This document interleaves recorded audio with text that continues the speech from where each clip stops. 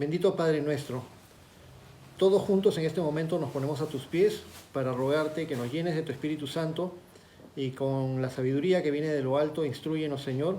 Estamos ahora por leer y estudiar juntos el capítulo 24 del libro de Hechos. Sabemos, Señor, que tú guiaste a tu siervo Pablo en todas las circunstancias que le tocó vivir y experimentar, y todas esas cosas quedaron registradas en este libro de Hechos por aquel compañero y ayudante de Pablo, Lucas, quien escribió todo esto para que el día de hoy nosotros, casi 2000 años después, podamos tener este testimonio de las cosas que tú hiciste hace tiempo atrás, Señor, para que las buenas nuevas de tu gracia, de tu salvación por medio de tu Hijo Jesucristo, llegaran también para darnos a nosotros oportunidad de ser salvos y oportunidad de caminar como a ti te agrada. Te pedimos, Señor, que también nos ayudes para que vivamos creyendo en tu palabra con una verdadera esperanza y puesto los ojos en ti. Y todo esto te lo pedimos en el nombre de tu Hijo Jesús. Amén. Amén. Muy bien, acompáñenme por favor al capítulo 24 de Hechos de los Apóstoles. Capítulo 24 lo hemos titulado Sirviendo, Creyendo y Teniendo Esperanza. Entonces, como ya hemos ido viendo en estas últimas semanas, esta última parte del libro de Hechos es bastante narrativa. Es como si estuviéramos juntos leyendo una historia muy interesante, pero obviamente que es una historia que no es un cuento, sino que es un relato de cosas sucedidas en la vida real hace bastante tiempo atrás, relatadas por los testigos presenciales. Después de su tercer viaje misionero, el apóstol Pablo subió a Jerusalén, donde fue abordado por una turba cuando se encontraba en el templo, y toda esta turba había sido soliviantada por un grupo de judíos que habían venido de Asia y que decían que Pablo era aquel que continuamente estaba hablando mal de los judíos, hablando mal de la religión, hablando mal del templo, hablando mal de la ley y todas esas cosas. Se levantó esta turba y casi lo linchan literalmente a Pablo, lo agarraron a golpes, hasta que los soldados romanos, ante todo este tumulto, vienen, lo rescatan de la turba, lo sacan de este lugar, lo llevan a la fortaleza Antonia, y al día siguiente, ya ante el Sanedrín, se suponía que Pablo iba a exponer su defensa, o el Sanedrín lo iba a acusar, pero el apóstol Pablo aprovechó las diferencias que habían en este grupo, en el consejo, en el concilio judío, en el Sanedrín, donde había una facción de saduceos y una facción de fariseos. Pablo aprovechó para incitarlos a discutir entre ellos con referencia a la resurrección, ya que los saduceos no creían en la resurrección, mientras que los fariseos sí, y Pablo aduce que por causa de su esperanza en la resurrección es que se le está deteniendo y sometiéndolo a esta inquisición, digamos, ¿no? Entonces, frente a toda esta discusión tremenda que se arma en el Sanedrín, los soldados romanos nuevamente tienen que arrebatar a Pablo y llevarlo hacia la fortaleza, y las acusaciones en contra de Pablo quedaron en nada, salvó el momento al menos el apóstol Pablo. Pero posteriormente habíamos leído la semana pasada que más de 40 hombres, entre los fanáticos religiosos, entre los recalcitrantes, juraron bajo maldición no probar alimento hasta haberle dado muerte a Pablo. Y ya vimos cómo terminó el asunto. Al final no le pudieron dar muerte a Pablo, así que estos hombres que juraron bajo maldición no comer nada hasta que muriera Pablo, hasta que le dieran muerte a Pablo, tuvieron que esperar varios años para comer. En realidad no pudieron cumplir con su juramento. Pero ante este complot para darle muerte a Pablo, el tribuno Lisias, que era la autoridad romana en Jerusalén, se vio obligado a sacarlo de Jerusalén y enviarlo a Cesarea, donde se encontraba la principal guarnición romana y la residencia del gobernador Félix, a quien este tribuno Lisias de Jerusalén encomienda. A Félix le encomienda es todo este asunto con el apóstol Pablo y las acusaciones del concilio judío en contra de él. Y así llegamos al capítulo 24, el día de hoy, ya con Pablo en Cesarea, al norte al norte y en la costa de Israel, esperando ahí una audiencia donde expondrá su caso delante del Sanedrín y delante del gobernador Félix. Hasta ahí llegamos la semana pasada en la sesión anterior. Así que vamos ahora a Hechos, capítulo 24, a empezar a leer desde el versículo 1. Acompáñenme, por favor, Hechos 24, 1. Dice Hechos 24, 1, 5 días después descendió el sumo sacerdote Ananías, 5 días después de que Pablo ya había llegado, ya se había instalado, ya lo habían apresado allí en Cesarea. 5 días después descendió el sumo sacerdote Ananías. Siempre recordamos que cuando alguien en Israel viajaba desde Jerusalén a cualquier otro lugar, siempre se usaba esta palabra, descender. Cuando salías de Jerusalén hacia algún lado, era descender. Y cuando ibas desde cualquier lado hacia Jerusalén, era ascender. Porque Jerusalén quedaba en medio de las montañas de Judea. Y todo el mundo tenía esta costumbre de decir, subamos a Jerusalén. Y de ahí salió la costumbre de entonar ciertos salmos que se cantaban en el camino cuando se peregrinaba hacia Jerusalén y se llamaban salmos de subida o cánticos graduales. Ustedes pueden encontrar en el libro de los Salmos varios cánticos que reciben este título de cánticos graduales o cánticos de subida. Pero en este caso descendió de Jerusalén el sacerdote Ananías con algunos de los ancianos y un cierto orador llamado Tértulo, y comparecieron ante el gobernador contra Pablo. Una parte del Sanedrín o del Consejo Judío, encabezado por el sumo sacerdote Ananías, ese mismo que vimos en la sesión anterior, cuando Pablo empezó a tratar de defenderse, el sacerdote le mandó a una persona que estaba al costado de Pablo para que lo golpee, y esta persona le golpeó en la boca a Pablo en pleno momento en que Pablo empezaba a hacer uso de la palabra, y el apóstol Pablo, que no sabía que había sido mandado por el sumo sacerdote, o que era el sumo sacerdote el que mandó golpearlo, y Pablo le dijo, pared blanqueada, estás aquí para hacer cumplir la ley, y yendo en contra de la ley me mandas golpear.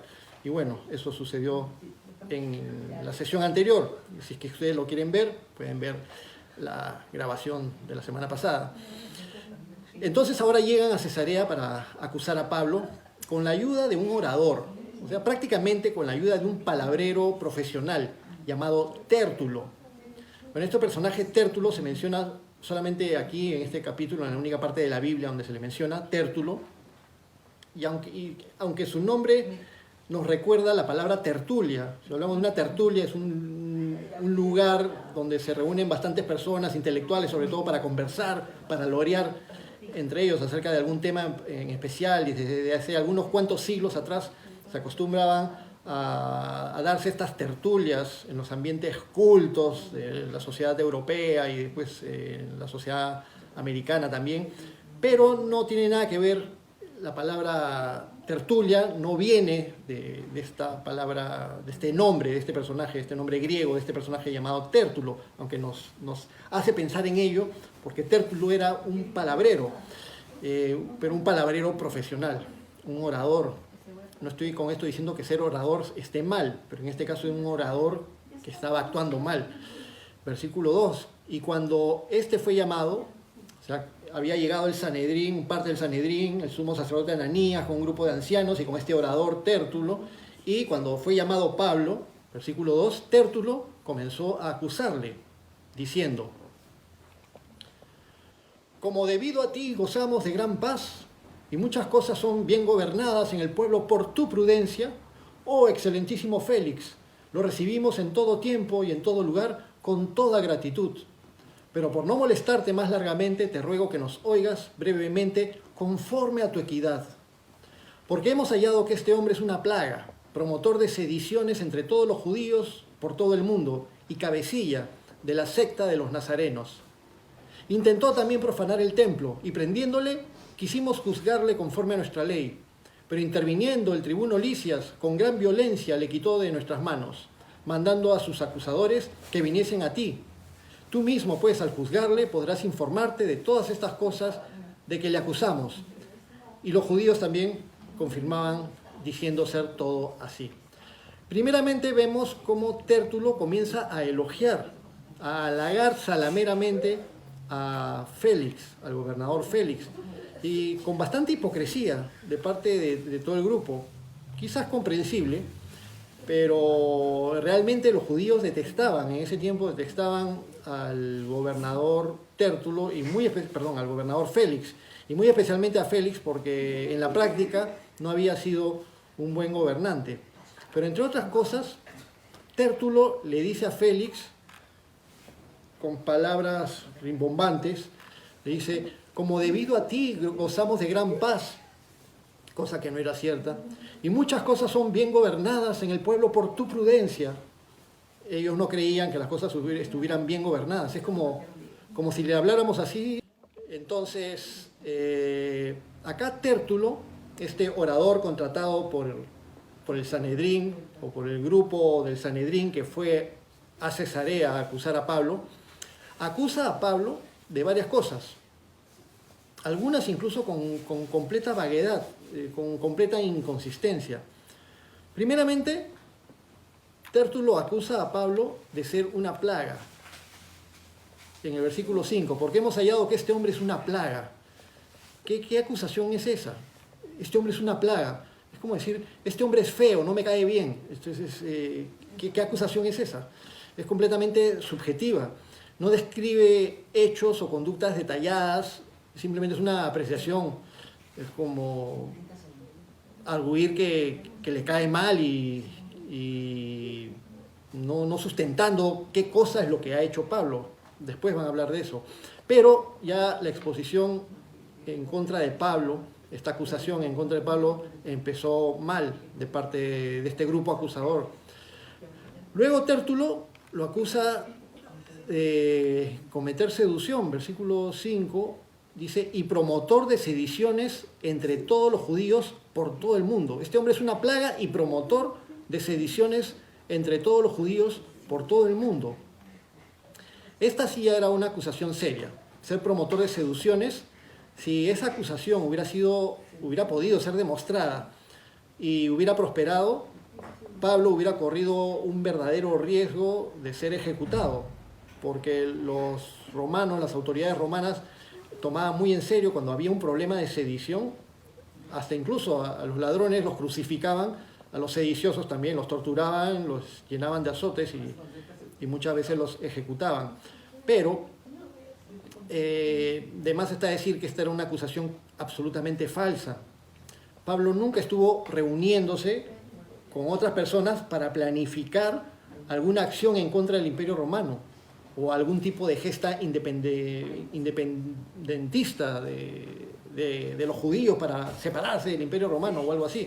Entonces no había en absoluto ningún tipo de sedición. Entonces, ¿por qué los líderes religiosos, que supuestamente son los representantes de Dios ante el pueblo, en la tierra, por qué habrían de acusar a alguien falsamente con la finalidad de que lo ejecuten y que le quiten la vida? Porque ese era el objetivo de la multitud. Al principio, la multitud en Jerusalén quería matar a Pablo. No lo consiguieron porque gracias a Dios estaba la guarnición romana allí. Pero ahora insisten con una acusación de sedición que si hubiera prosperado hubieran ejecutado a Pablo con una acusación falsa. Entonces, ¿por qué líderes religiosos que supuestamente son los que representan, son lo que el pueblo ve de Dios ante ellos, por qué ellos buscarían quitarle la vida a alguien o buscar que le quiten la vida a alguien de manera injusta? Por orgullo religioso, por envidia, por intereses políticos o económicos. Bueno, esto ha sucedido durante toda la historia de la humanidad con muchas religiones, sobre todo cuando las personas desarrollan un fanatismo religioso. Ya del fanatismo religioso ya hemos hablado anteriormente. Pero una vez más, porque también esto hemos hablado varias veces, una vez más confirmamos que el hecho de que alguien sea un líder religioso o que un grupo sea religioso, eso no significa que actúen necesariamente de parte de Dios, ni que necesariamente agraden a Dios con sus actos, ni que estén haciendo la voluntad de Dios.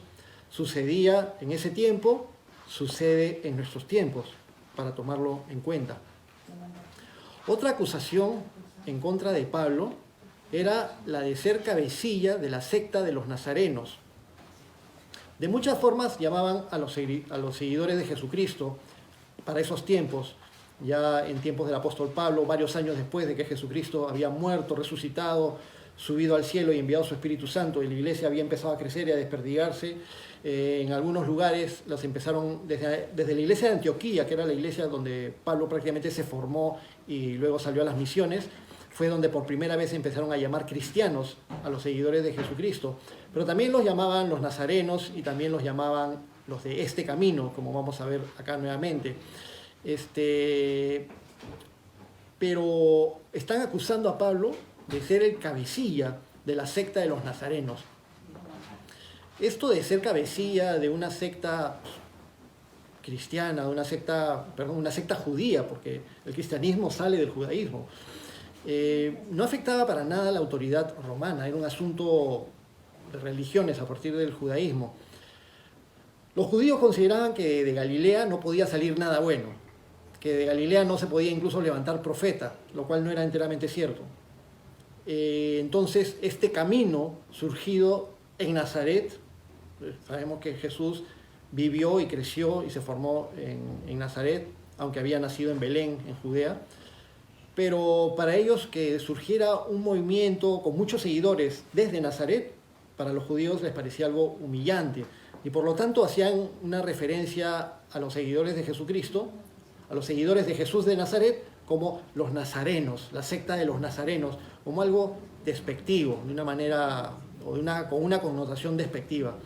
Entonces Tertuliano, este palabrero, orador contratado por los líderes religiosos, acusa a Pablo, pero sin tener la razón ni tener evidencias.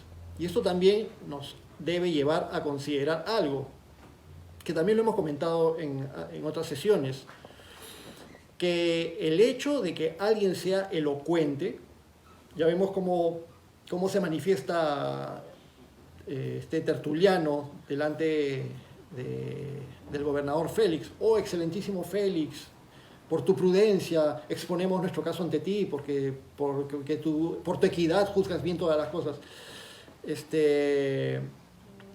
Pero el hecho de que Tertuliano fuera muy elocuente no significa de que tenga la verdad, ni tampoco significa que sea alguien que hable de parte de Dios. Tertuliano era un orador profesional, pero sus argumentos eran falsos. Entonces, nos va a suceder, y de hecho ya les ha sucedido a muchos de ustedes, que se deben de haber encontrado y se pueden haber confrontado con personas que les gusta discutir en contra de nuestra fe, en contra de la verdad. Y muchas veces hay ateos, hay evolucionistas, hay comunistas, testigos de Jehová, mormones, pseudomesiánicos, personas que muchas veces son muy elocuentes, incluso utilizan la palabra de Dios. Hay a veces ateos que utilizan la palabra de Dios para rebatir en contra tuya, como Satanás también usó la palabra de Dios para tratar de tentar a Jesucristo. Pero, por muy elocuentes que sean estas personas, sus argumentos no tienen asidero ni en la palabra de Dios ni en la verdad. Entonces, allí es importante que nosotros sepamos mantenernos firmes con nuestra fe en Jesucristo, con la verdad de la palabra de Dios. Y cuando la gente te contradiga, si tú estás bien fuerte en la palabra de Dios, entonces no te van a mover, no te van a convencer, no te van a desviar. Si tú estás firme, bien parado en la palabra de Dios. Es triste ver a supuestamente creyentes cristianos que tienen años en el cristianismo, ver cómo son sacudidos, movidos y sacados de su sincera fidelidad a Cristo por una desviación doctrinal de una secta palabrera. Palabrero no solamente puede ser una persona, también puede ser una secta palabrera. Bueno, entonces termina de acusar Tertuliano ante el gobernador Félix, y luego el gobernador Félix le da la oportunidad a Pablo de hablar. Versículo 10, Hechos 24:10.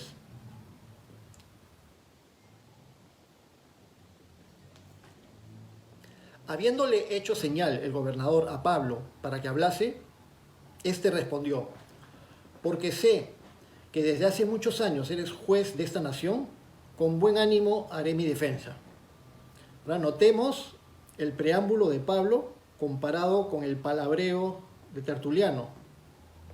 El preámbulo de Pablo es muy breve, sin elogios innecesarios, a diferencia, por supuesto, de Tertuliano. Pablo simplemente le dice al gobernador Félix algo que sí es cierto. Le dice: porque sé que desde hace muchos años eres juez de esta nación, con buen ánimo haré mi defensa.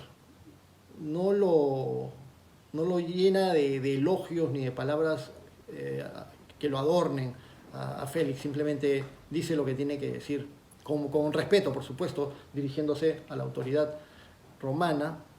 Pablo siempre decía que debemos someternos a las autoridades, siempre que las autoridades no actúen en contra de Dios o nos quieran obligar a actuar en contra de Dios o en contra de su palabra. Y continúa Pablo hablando en el versículo 11 y le dice, en esta defensa delante del gobernador Félix, le dice: como tú puedes cerciorarte, no hace más de 12 días que subí a adorar a Jerusalén, y no me hallaron disputando con ninguno, ni amotinando a la multitud, ni en el templo, ni en las sinagogas, ni en la ciudad. Pablo estaba completamente tranquilo, estaba en paz, actuando cívicamente en el templo, estaba apoyando a unos hermanos judíos que habían hecho un voto. Estaba como cualquier otro judío en el templo con toda tranquilidad, cuando de pronto aparecieron aquellos que lo habían identificado, que lo habían visto antes en Asia, y armaron este completo lío, este completo alboroto. Más bien, los sediciosos eran aquellos que armaron todo ese alboroto. Entonces, esto dice Pablo, ¿no? Yo no estaba disputando con ninguno, no estaba amotinando a la multitud. Versículo 13: ni te pueden probar las cosas de que ahora me acusan. Este punto es importante. Un palabrero afirma cosas, pero no las sustenta o no puede sustentarlas. O pretende hacer creer a la gente que sí tiene sustento, pero no lo demuestra. Simplemente te envuelve con su forma de hablar, con su forma de palabrear. Entonces, estas personas no tienen cómo probar las cosas de que ahora me acusan, dice Pablo, versículo 14. Pero esto te confieso, que según el camino que ellos llaman herejía, así sirvo al Dios de mis padres, creyendo todas las cosas que en la ley y en los profetas están escritas. Entonces Pablo se defiende diciendo o reconociendo esto: yo no he hecho ningún alboroto, pero hay algo que sí te confieso. Según este camino, él menciona, habíamos dicho hace un momentito que las formas en que se referían a los antiguos seguidores de nuestro Señor Jesucristo eran cristianos, o también nazarenos, o también los de este camino. Y esa es una referencia muy hermosa que la encontramos varias veces en el libro de Hechos, refiriéndose a los creyentes cristianos, al cristianismo o a la iglesia cristiana como este camino. Entonces, los cristianos llamaban a la fe en Cristo como este camino. Ya lo hemos visto varias veces anteriormente. Un nombre muy apropiado para hacer referencia al cristianismo, este camino. Una senda, un trazo por donde ir a determinado lugar. Este camino. Y recordamos nuevamente, como lo hemos hecho anteriormente, las palabras de nuestro Señor Jesucristo en Juan 14:6, cuando nuestro Señor Jesús dijo: yo soy el camino, la verdad y la vida, y nadie llega al Padre si no es por mí. Y noten, Jesús dice: yo soy el camino, y nadie llega al Padre si no es por mí. Entonces Jesucristo no dice: yo soy un camino. Hay veces cuando he conversado, por no decir la palabra he discutido, hay veces cuando he discutido con algunas personas sobre estos temas de fe, y dicen: sí, pero es que ustedes los creyentes cristianos son muy cerrados porque no aceptan a las otras religiones, y cuando en realidad Dios se puede manifestar de muchas maneras y todos tienen un poco de verdad y todas las religiones conducen a Dios. Le digo: pero Jesucristo mismo, en el Evangelio de Juan, en la Biblia, en la palabra de Dios, Jesucristo no da esa opción. Jesucristo mismo es el que dice: yo soy el camino, la verdad y la vida, y nadie llega al Padre si no es por mí. Y entonces algunas personas, tratando de hacer encajar a Jesucristo de una manera más open mind, de una manera más amplia para aceptar a todas las demás religiones, Dice, no, lo que pasa es que Jesucristo está manifestando que Él es un camino a Dios. Hay otros caminos a Dios, Buda, Hare Krishna, etcétera, etcétera. Pero Jesucristo jamás dijo, yo soy un camino. Jesucristo dijo, yo soy el camino. E hizo énfasis categóricamente, nadie llega al Padre si no es por medio de nuestro Señor Jesucristo. Entonces, Pablo decía, según este camino que ellos llaman herejía, así sirvo al Dios de mis padres, creyendo todas las cosas que están en la ley y en los profetas están escritas. Cuando Pablo menciona que sirve a Dios creyendo en todo lo que la ley y en los profetas están escritas, todas las cosas que en la ley y en los profetas están escritas, Pablo está haciendo referencia, por supuesto, a las escrituras del Antiguo Testamento, a todas las escrituras del Antiguo Testamento, como también en otras oportunidades nuestro Señor Jesucristo lo hacía. La ley y los profetas. Entonces los judíos en la antigüedad solían referirse de esa manera a toda la Tanakh, que incluía la Torá y también los escritos, los salmos y los profetas. Los libros históricos, los libros poéticos, todo estaba allí incluido. Y entonces, cada vez que nosotros en el Nuevo Testamento vemos que alguien hace referencia a la ley y los profetas, sabemos que se están refiriendo a todas las escrituras del Antiguo Testamento, que eran las escrituras que ellos tenían hasta ese momento.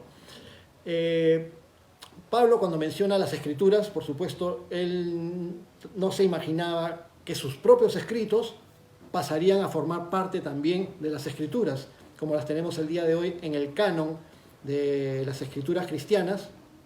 Consideramos a todo el Antiguo Testamento, las escrituras judías, y el Nuevo Testamento con los evangelios, con el libro histórico de Hechos y con las epístolas, y luego el libro de Apocalipsis, todos estos 27 libros que forman el Nuevo Testamento. Pablo no se imaginaría que sus escritos iban a ser palabra de Dios, aunque Pablo mismo, cuando escribía, decía, esto lo digo de parte de Dios, no es mío, sino de Dios, y hablaba como que hablaba palabra de Dios también. Siendo inspirado por Dios, fue uno de los aproximadamente 40 autores de las Escrituras. Algo que todos los creyentes deberíamos poder afirmar, al igual que Pablo, como él menciona aquí en el versículo 14, dice, así sirvo al Dios de mis padres, creyendo todas las cosas que en la ley y en los profetas están escritas. Y así me gustaría también afirmar yo. Así sirvo a Dios, creyendo totalmente en su palabra. Y creer en todo lo que está escrito en la palabra de Dios, con creer en todo lo que está escrito en la palabra de Dios, pongo la base firme para poderme convertir en un siervo útil para el Señor. ¿Quieres ser un siervo útil de Cristo? Pon el fundamento en la palabra de Dios, en nuestro Señor Jesucristo. Y creyendo en la palabra de Dios y en lo que está escrito, entonces vas a estar fuerte y firme para que el Señor te pueda usar. Creyendo en todas las cosas que están en la ley y en los profetas están escritas. Versículo 15, continúa Pablo. Creyendo todas las cosas que en la ley y en los profetas están escritas, versículo 15, teniendo esperanza en Dios, la cual ellos también habrían. De allí es que tomamos el título de nuestro estudio el día de hoy, sirviendo, creyendo y teniendo esperanza.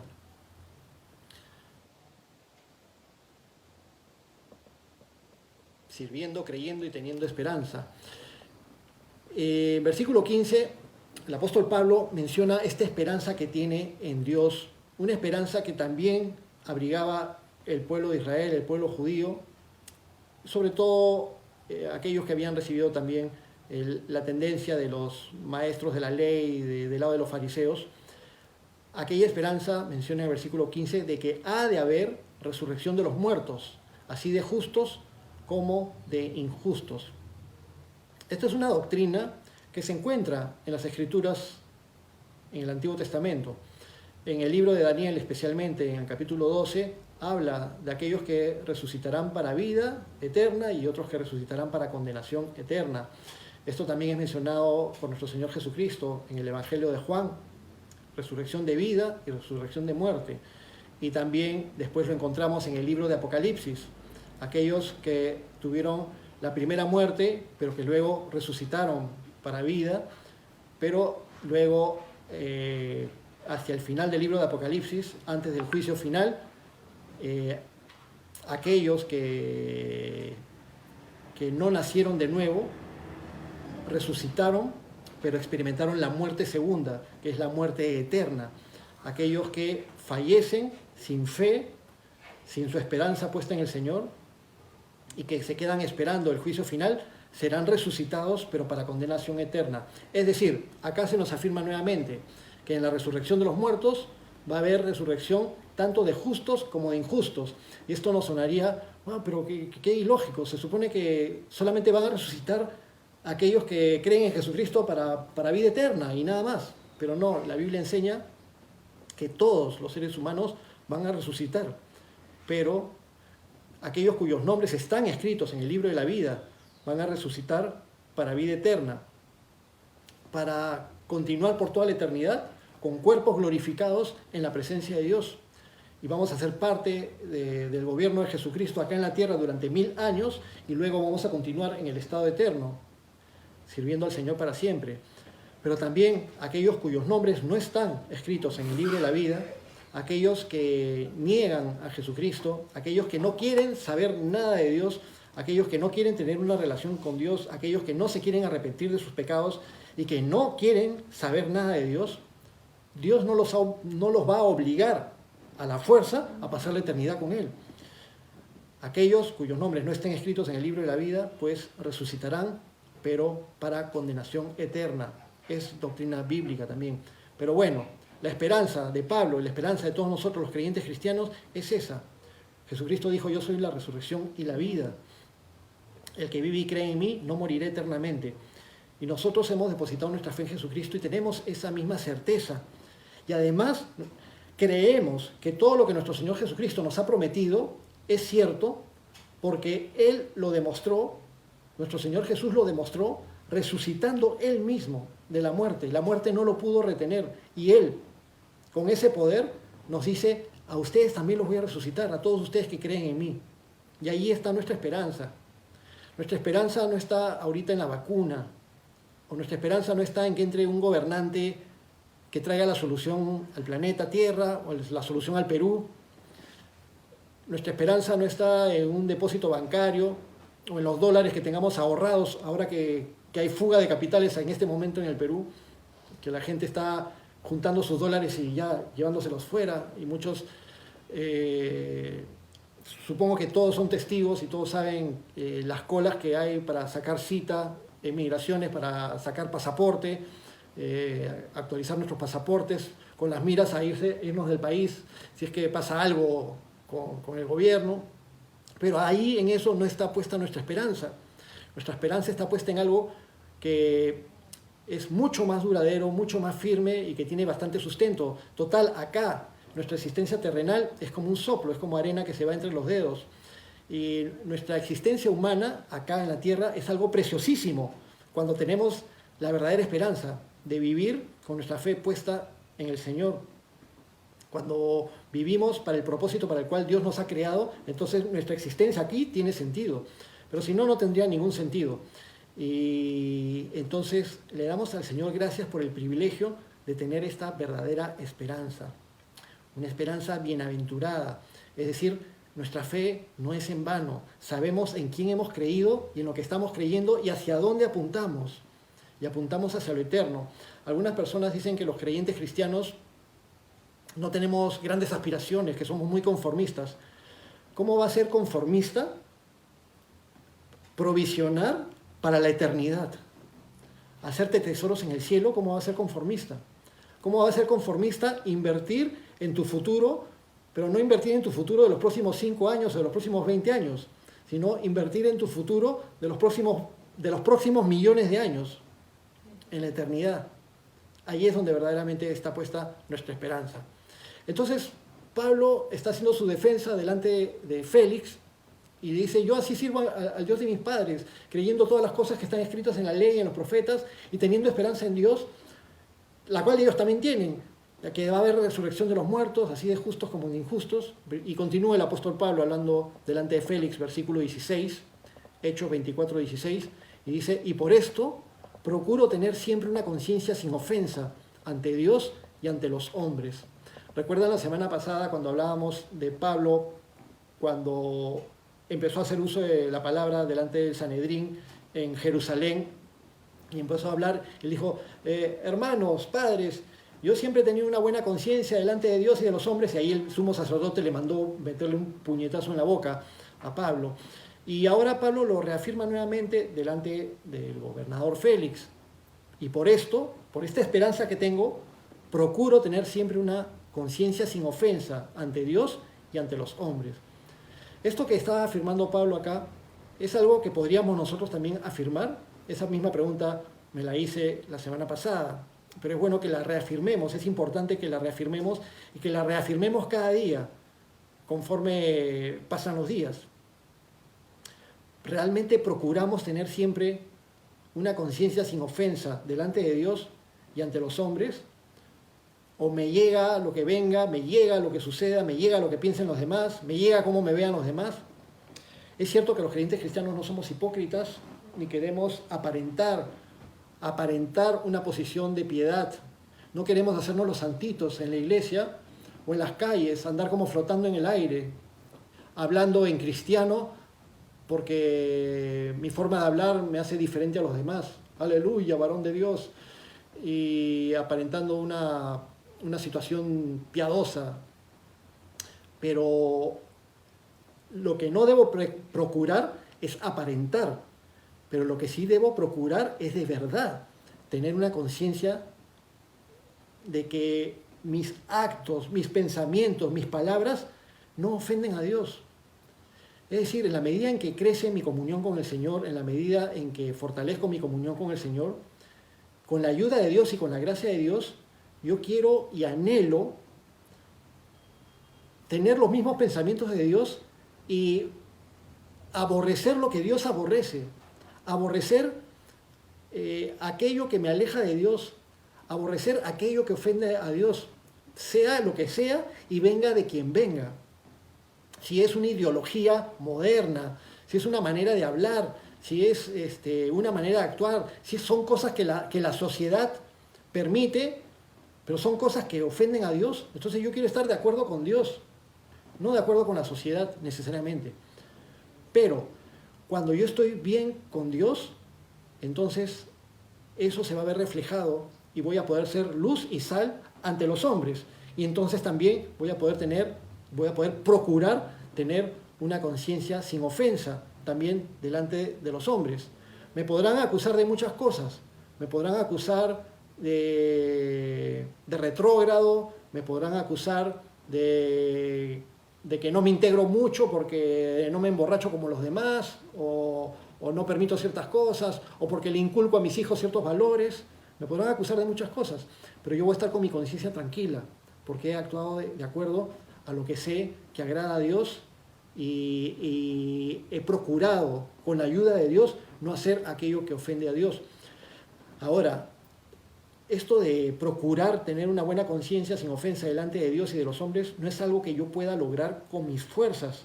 Necesito el poder del Espíritu Santo, que se manifestó desde el principio del libro de Hechos, cuando vimos cómo el Señor Jesús envió su Espíritu Santo a la iglesia para que la iglesia fuera empoderada para que los creyentes cristianos puedan ser testigos de Jesucristo. Para que podamos ser testigos o mártires de Jesucristo, necesitamos el poder del Espíritu Santo. No lo podemos hacer con nuestras propias fuerzas. Si solamente con nuestras fuerzas hiciéramos los esfuerzos, valga la redundancia, para tratar de agradar a Dios y tener una posición de justicia delante de Dios, en el libro de Isaías dice que nuestras justicias son como trapos de inmundicia delante del Señor. Ahora, si todo lo tengo que actuar con la ayuda de Dios y nada lo puedo actuar yo solo por mi cuenta, entonces me tengo que despojar en los brazos de Dios y que Dios haga todo y yo no hago nada, y me echo en mi cama y que Dios haga su voluntad en mí y yo no hago nada. Pero el apóstol Pablo dice esta palabrita: procuro siempre tener una conciencia sin ofensa ante Dios. Pablo también le aconsejó a Timoteo y le dijo: procura con diligencia presentarte ante Dios aprobado, como obrero que no tiene de qué arrepentirse, que usa bien la palabra de verdad. Procura.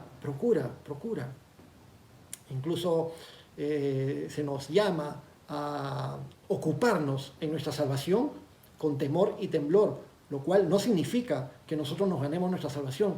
Nuestra salvación la ganó Cristo para nosotros y nos regaló la salvación. No es algo que nosotros logremos, pero hay un grado de responsabilidad donde nosotros tenemos que poner nuestra parte, poner todo nuestro corazón, toda nuestra disposición, de decirle, Señor, sí, hazlo, te lo entrego, quiero, lo anhelo, quiero hacerlo para ti, Señor. Procuro tener una conciencia sin ofensa ante Dios y ante los hombres. Y sigue el apóstol Pablo hablando. Y sigue relatando las cosas que han sucedido. Versículo 17. Dice, pero pasados algunos años vine a hacer limosnas a mi nación y a presentar ofrendas. Estaba en ello cuando unos judíos de Asia me hallaron purificado en el templo, no con multitud ni con alboroto. Ellos deberían comparecer ante ti y acusarme, si contra mí tienen algo. O digan estos mismos si hallaron en mí alguna cosa mal hecha cuando comparecí ante el concilio. A no ser que estando entre ellos prorrumpí en alta voz, acerca de la resurrección de los muertos soy juzgado hoy por vosotros. Entonces Félix, el gobernador Félix, versículo 22, oídas estas cosas, estando bien informado de este camino, o sea, estaba bien informado de qué sucedía con este movimiento de los cristianos y cómo había salido del judaísmo, estando bien informado de este camino, les aplazó diciendo, cuando descendiera el tribuno Lisias, acabaré de conocer de vuestro asunto. Es decir, Félix iba a convocar al tribuno romano de Jerusalén, a Lisias, para inquirir un poco mejor. Entonces, cuando descendiera el tribuno Lisias, acabaré de conocer vuestro asunto. Versículo 23, con eso terminó este momento de la acusación del Sanedrín contra Pablo y la defensa de Pablo. Y mandó al centurión que se le custodiase a Pablo, pero que se le concediese alguna libertad y que no impidiese a ninguno de los suyos servirle o venir a él. Es decir, Pablo permaneció retenido, permaneció preso, pero en una cautividad con ciertos privilegios para que le pudieran visitar, para que le pudieran traer cosas especiales, alimentos, servirle, para que tuviera la ropa adecuada, o simplemente pudieran estar con él. Versículo 24. Algunos días después, viniendo Félix con Drusila, su mujer, que era judía, llamó a Pablo y le oyó acerca de la fe en Jesucristo. En estos breves versículos que siguen vamos a ver un tema importante. El gobernador, la autoridad romana en toda la zona de Israel, Félix en este momento, el gobernador Félix, viene con Drusila, su mujer. Drusila era hija menor de Herodes Agripa I. Herodes Agripa I fue el Herodes que en el capítulo 12 del libro de Hechos vimos que mandó asesinar o mandó matar al apóstol Jacobo, hermano de Juan, y que después estableció una persecución en contra de Pedro, en contra de los demás, y producto de estas persecuciones siempre causaban que la iglesia se siga desperdigando. Habían apresado a Pedro y Pedro milagrosamente fue liberado por el Señor. Herodes Agripa I, el que mandó matar a Jacobo en el capítulo 12, era hijo de Herodes Antipas, el Herodes cuando Jesucristo era adulto. El Herodes Antipas fue el que mandó decapitar a Juan el Bautista. Y Herodes Antipas, a su vez, fue hijo de Herodes el Grande. Cuando Jesús nació, ¿recuerdan el que mandó matar a los niños en Belén? Qué bonita familia, como diría algún personaje de la televisión. Entonces, ahora estamos viendo a Drusila, hermana de un Herodes que vamos a ver la próxima semana, de un Herodes Agripa II. Drusila, hija menor de Herodes Agripa I. Su hermano y su media hermana eran convivientes. Todo un asunto en esa familia. Esta Drusila aparece acá como mujer de de Félix, del gobernador romano. Ella ya se había, mejor dicho, Félix había logrado que se separe del marido que tenía para que conviva con él. Era judía, entonces llamaron a Pablo y Félix, junto con Drusila, oyeron de la fe en Jesucristo, acerca de la fe en Jesucristo. Entonces fue la gran oportunidad de Pablo de testificar ante la máxima autoridad romana en la zona de Israel, en la zona de la tierra prometida. Entonces, cuando Jesucristo había prometido de que los creyentes cristianos testificarían incluso ante gobernantes y ante reyes, y Pablo está ahorita cumpliendo esta parte de esta promesa del Señor. Quizás en otros tiempos Pablo no se hubiera imaginado predicar de Cristo en sinagogas, predicar de Cristo ante el Sanedrín y predicar de Cristo ante las autoridades, de tal manera que nadie pudiera tener excusa de que no escucharon la palabra de Dios y el evangelio de salvación. Llegó a las más altas autoridades. Vamos a ver más adelante, terminando el libro de Romanos, que Pablo llega a Roma y que permanece en prisión en Roma, pero no les quiero adelantar la historia, pero sabemos que Pablo pudo haber llegado a predicar a las más altas autoridades e incluso a Nerón mismo, al emperador romano, y que Nerón se desquició por completo. Por eso lo vamos a comentar hacia el final del libro de Romanos. Entonces, compartió de la fe en Jesucristo a Félix y a Drusila, pero en el versículo 25 miren lo que dice: pero al disertar Pablo acerca de la justicia, del dominio propio y del juicio venidero, Félix se espantó y le dijo: ahora vete, pero cuando venga la oportunidad te llamaré. Es decir, escuchó un poco a Pablo, escuchó acerca de la fe en Jesucristo. Félix tendría curiosidad, Drusila también tendrían curiosidad, le dejaron hablar, recibieron la palabra de Dios. Pero siempre cuando la palabra de Dios es expuesta, hay dos o tres, nuestro Señor Jesucristo nos habla hasta de 4 tipos de tierra que reciben la semilla de la palabra de Dios. Hay algunos que la reciben y de inmediato viene Satanás y se lleva esa palabra, como los pajaritos al costado del camino, que se llevan la semilla que cayó al costado del camino, y así. Entonces, Félix, cuando escucha que Pablo habla acerca del dominio propio, es decir, de la cualidad de esta transformación que Dios permite en la vida de las personas para que no vayan haciendo todas esas carnalidades que todo el mundo hace y que todo el mundo ve como normales, para que tengan una vida piadosa, temerosa de Dios, una vida que honre a Dios. Al oír acerca de eso, y estoy seguro que muchos de ustedes serán testigos también de que cuando el Señor transformó sus vidas y el Señor los volvió una nueva criatura y el Señor actuó en ustedes, cuando ustedes empezaron a vivir su nueva vida en Cristo, después muchos familiares y muchas amistades los empezaron a criticar: oye, le han lavado el cerebro, se ha vuelto un santito, y ahora tú no le puedes decir nada, porque si cuentas de que diste una propina por acá, te dicen: no, como creyente cristiano yo no puedo coimear, y te empiezan a criticar un montón de cosas, pero que es lo que el Señor obra cuando transforma la vida de una persona y una persona nace de nuevo. Y ojo, que esto es lo importante, que Dios no te manda a que cambies para que después lo aceptes, o que cambies para que después te conviertas, sino que el Señor primero te pide que le abras tu corazón para que Él venga a tu vida y después Él opera en ti los cambios necesarios para que tengas el dominio propio del cual tú te sientas realizado como ser humano. Y habló acerca del dominio propio, del juicio venidero. Entonces, también es la verdad, de la justicia, del dominio propio y del juicio venidero. Entonces, la verdad del Evangelio no solamente contempla todas las bondades, por supuesto que lo más importante son las bondades y las bendiciones que tenemos de ser adoptados como hijos de Dios, pero también hay una verdad.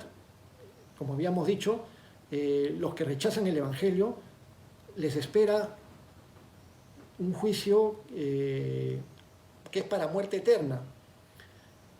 Los que creen en Jesucristo les espera el reino de los cielos para toda la eternidad, pero los que rechazan a Dios, los que no quieren saber nada con Dios, los que no se quieren arrepentir, los que cierran su corazón, aquellos que ven la luz, pero se alejan de la luz porque sus obras son malas, de acuerdo a lo que dice nuestro Señor Jesús en Juan capítulo 3. Entonces ellos tienen un gran riesgo. El mensaje del Evangelio es para que tengamos salvación, para que seamos salvos. Y muchos dicen, pero ¿salvos de qué? Salvos de las consecuencias del pecado. Y la peor consecuencia del pecado es la ira de Dios, la muerte eterna y el castigo eterno. El infierno es una realidad de la cual tenemos que estar apercibidos y de la cual también hablamos acerca del juicio venidero. Cuando Félix oyó todas estas cosas, dice, se espantó. Es decir, ahí nomás, Pablo, ahí nomás. Ahora vete, cuando tenga otra oportunidad ya te llamaré. Terminamos con los versículos 26 y 27. Esperaba también con esto, es decir, Félix, esperaba también con esto que Pablo le diera dinero. Y ya vemos de qué pie cojeaba Félix. Era un gobernador completamente carnal, involucrado con esta mujer de Drusila, y también era coimero. Le gustaba que, como decimos acá en Perú, le revienten la mano, que le paguen por favores, que le den dádivas a cambio de favores. Entonces, Félix menciona el versículo 26, esperaba con esto que Pablo le diera dinero para que le soltase, por lo cual muchas veces lo hacía venir y hablar con él. Ahora digo, ¿por qué no hicieron una colecta entre todos los hermanos cristianos para que le dieran el dinero a Félix y que soltase a Pablo? Pero no fue el camino que eligió Pablo, porque Pablo no era culpable de nada. Entonces, coimear a la autoridad no era la opción de Pablo y no es nuestra opción en ninguna circunstancia coimear a la autoridad. Otra cosa muy diferente es cuando te asaltan. Cuando te asaltan y te extorsionan, entonces muchas veces el creyente cristiano puede ser expuesto a que le roben su dinero. Pero otra cosa muy diferente es participar en el cohecho o en coimear a alguna autoridad. En Perú decimos coimear, supongo que en el español más internacional sería extorsionar o pagar un soborno, sobornar. Entonces muchas veces lo tuvo así, yendo y viniendo, háblame un poquito, pero ya pues ¿cómo es? ¿Quieres salir? ¿No quieres salir? Y esa palabra ¿cómo es?